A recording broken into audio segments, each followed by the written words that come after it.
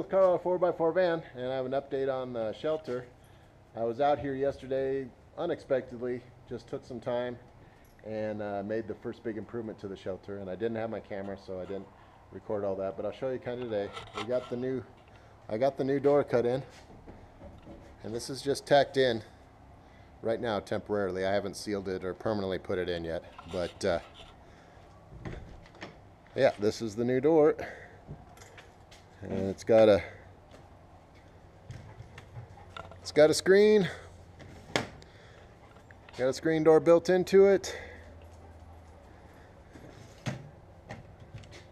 It's insulated, although this is not nearly as thick as my walls are going to be. So this will definitely be, this and the windows will definitely be the weak link of the insulation process. But it's that way in a house. It's that way with anything. But it'll definitely be better than the single pane windows I've been dealing with the van. But there's what I cut out. Yep, when you close it, closes like that. And you can kind of see that it's not as thick as the walls, but my walls are going to come out to here. So the walls will be a lot thicker than the door. But yep, it's got a lock, a couple of keys that came with it. Couple of hounds that came with it. Hey, stay out of that, you turkey. But here's the piece that I cut out, and I just did this with the grinder and cutoff wheels. Cut it inside and out. Had to use my long blade on my Sawzall to get the rest of the inner pieces. But this is a good cross section. Show you what the walls are made of here.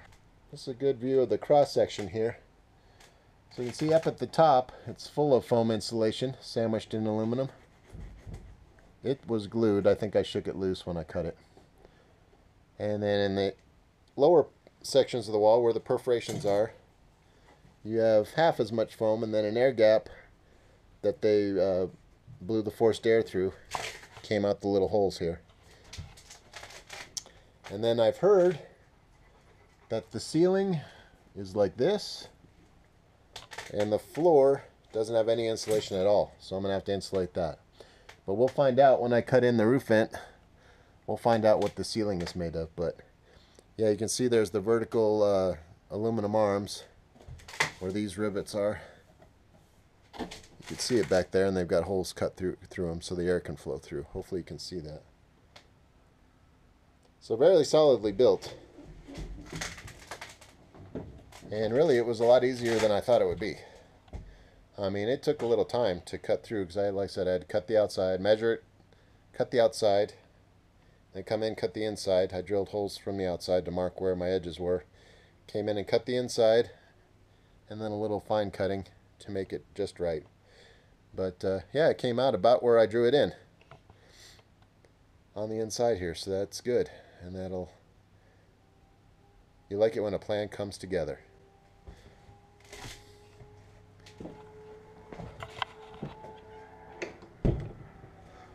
That's what it looks like on the outside. This isn't an expensive door, but it's not a cheap door either. This is fiberglass. Has all metal, aluminum frame, all metal door pieces, good solid steel enclosure. It has a good bolt lock there.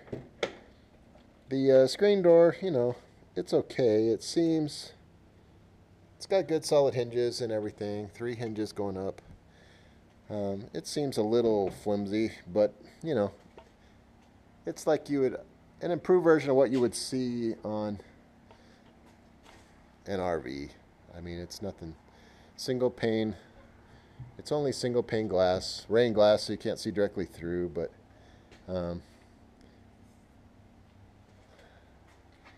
this cost around $540 with shipping and everything.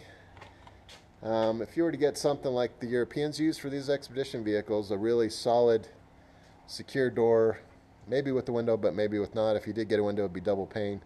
I mean, those you're looking at about $1,800 to $2,000. So, as far as security, you know, I'm not too worried about that for a couple of reasons. One, Got to remember the bottom of this door is going to be about 4 feet off the ground, maybe a little more. So it's going to be really high up. So to get to that window is going to be hard without the steps to get up there. It's going to be difficult to even reach that. That'll be about, anywhere from 8 to 9 feet to the top of the window there off the ground. The locks are solid, I think are fine. As far as the door being, fiberglass and weaker, well, yeah, but, I'm not trying to build something to survive the zombie apocalypse or anything. It's a camper.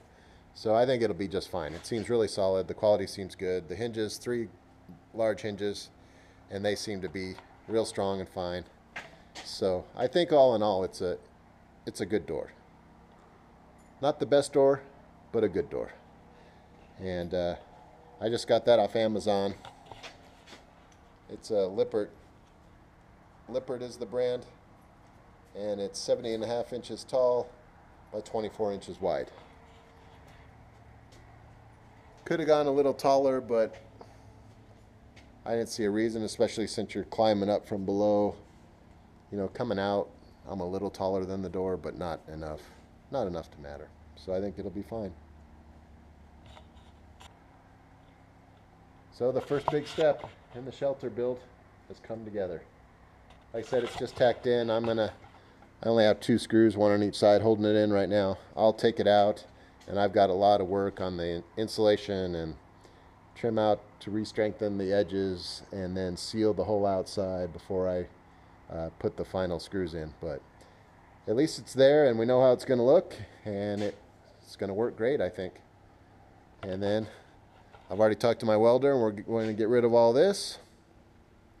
And I think what we're going to do is we're going to sheath it just like this, and we're going to match the rivet pattern on the back so that it looks like it's all one piece and it looks like it was always there. So that's our plan for the back. And I'll save this door for maybe a future project. I don't know what I would use it for, but I'm going to save that.